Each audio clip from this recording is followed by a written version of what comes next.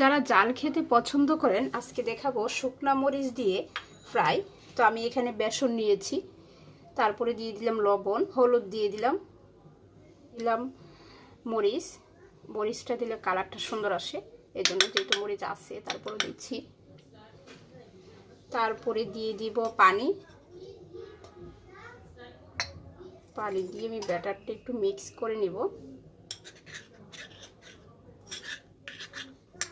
তেলটা গরম করে নিলাম, এখন শুকনা মরিচটি দিয়ে নিব। যারা জাল খেতে পছন্দ করেন তারা অবশ্যই ফ্রাইটা ট্রাই করতে পারেন,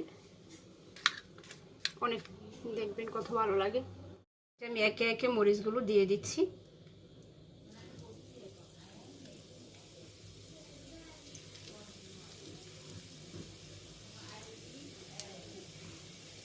আমি তো জাল খেতে ভীষণ ভালোবাসি।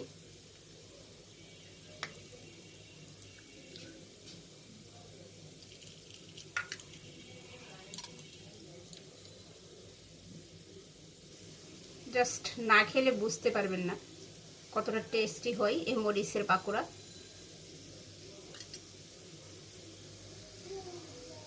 হয়ে গেল পাকোড়াগুলো, আমি একে একে নামিয়ে নিচ্ছি।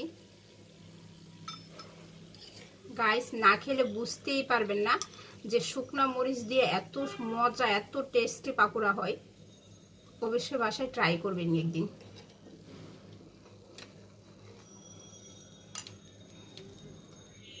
এই যে তো হয়ে গেল শুকনা মরিচের পাকোড়া। আমি একটা ভেঙে দেখাচ্ছি কতটা টেস্টি হয়েছে, ভিতরটা কেমন হয়েছে। এই যে তো মশমশা। যারা জাল খেতে পছন্দ করেন অবশ্যই ট্রাই করবেন।